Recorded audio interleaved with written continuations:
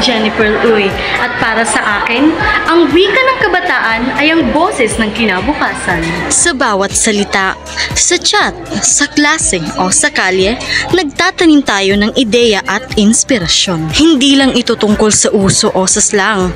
Ito ang buhay na tibok ng ating kultura.